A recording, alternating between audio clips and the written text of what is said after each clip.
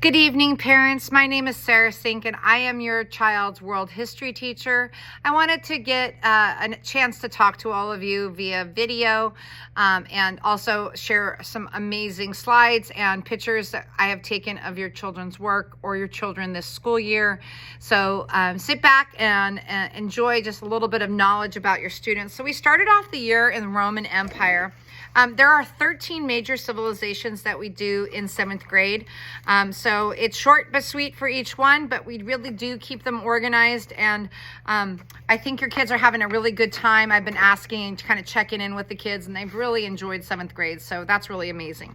So I just wanted to touch base with everybody and kind of give you an idea of what goes on in the actual classroom.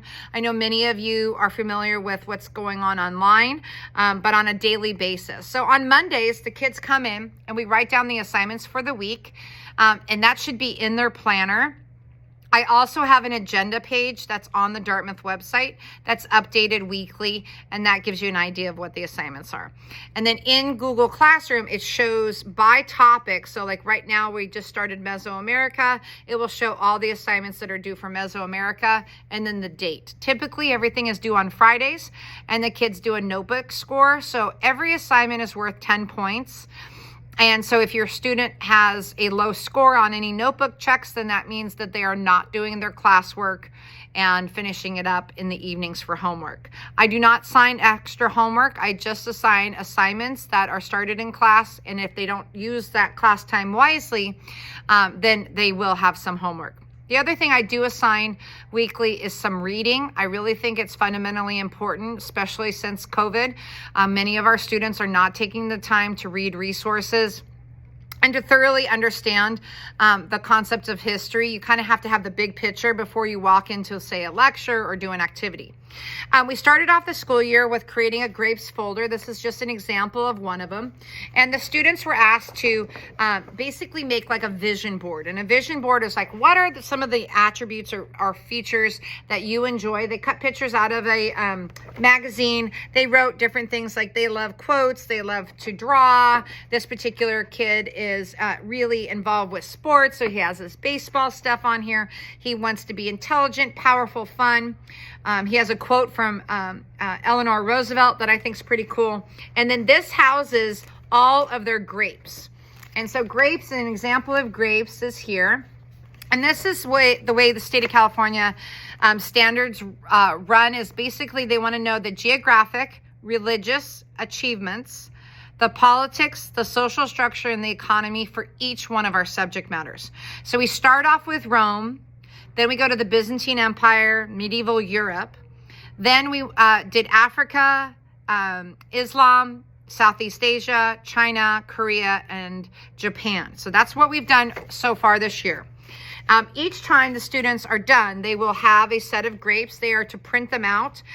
They also do what we call paper grapes, which is just an organizational skill that they fill out the same materials here.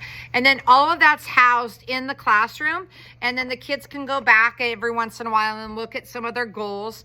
And then at the end of the school year, it's a review for getting ready to do your final exam. Now, my final exam is a little different. I feel like if the students remember things throughout the whole entire year, that they should get some extra credit points for that. So each item is worth 1 point, and there's a bunch of different questions so that they can go through and just kind of realize how much they've really learned in 7th grade, which is amazing. One of the things that we have done this year, in particular in my class, is done a lot of paper to pen activities. And so this is an example of one of the posters that was made for the Byzantine Empire. They also did a poster for the 5 Pillars of Islam. They've had an opportunity to do a Shark Tank activity, and that was to represent different things from China and the achievements. And so what I try to do is each week we have a kind of set schedule. They walk into the classroom, they read a section that we're doing. Then there's an essential question to really work on their writing skills and fundamentally make sure that they understand, what we're trying to do in history now is to have kids give input in a written form and not so much just fill in the blank or just find the answer and not reflect. We want that reflection piece. The other really fun thing that we've done this year is I have asked permission, and thank you very much if any of you are Art Vista's parents. The moms and dads have not come onto campus this year because they weren't able to do the training, but I still did some of the projects. So this is Chinese brush painting, and then this is another example of that Chinese brush painting. Hanging around my room, I'll show you real quick, is some shields that they did when they did the Middle Ages. So you see that that's all around the room, and the kids have really enjoyed that, which is awesome. And I also try to make sure that the kids have an opportunity to do things with technology. So they have had some opportunities to do some video and give feedback on Flipgrid.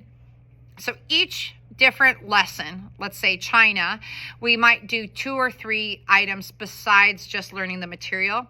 There's always a vocabulary component so that their skill set is really good going into high school. World history is taught in the 10th grade. And so many of your students, I feel, from my class will be prepared for the AP World History class.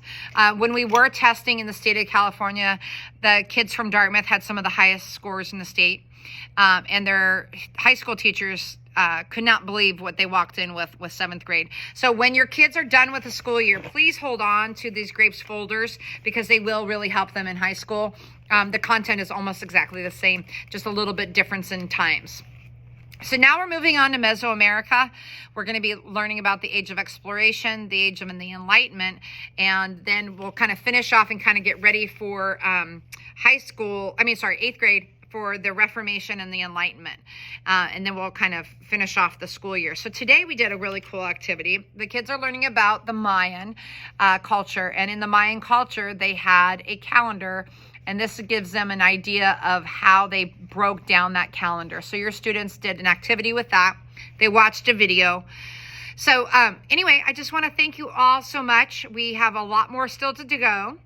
If your students are struggling, like if you don't see the grades that you would like, there are 2 ways you can help your students. Number 1, actively look at PowerSchool and make sure that you are seeing grades put in on Fridays.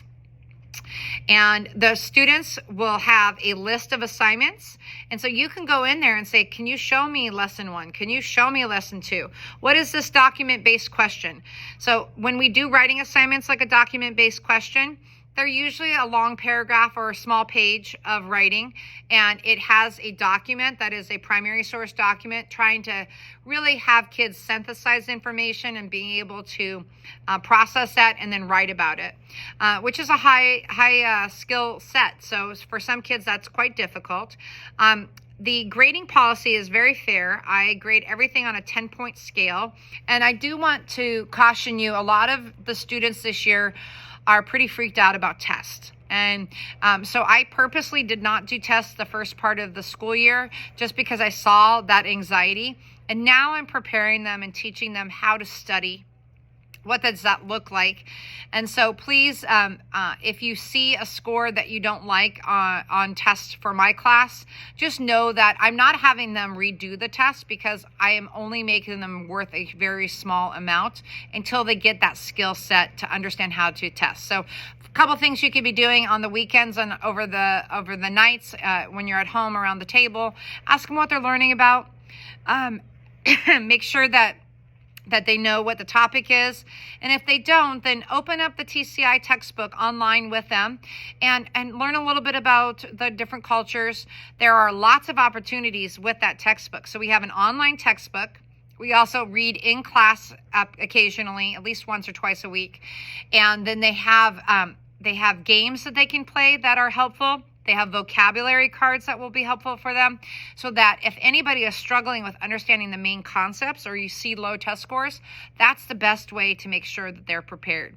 I am an open book, so if you have any questions or have any concerns about my class or your student, please email me, and that's at sync@unionsd.org. It's on the slide deck here. And I just want to thank you guys. Your kids are doing great. I also have some extra small projects going on around campus. I have a couple periods that have been doing some beautification. When they're done with their schoolwork, we've been doing some gardening. It just happened to be a passion that a couple of the kids have done.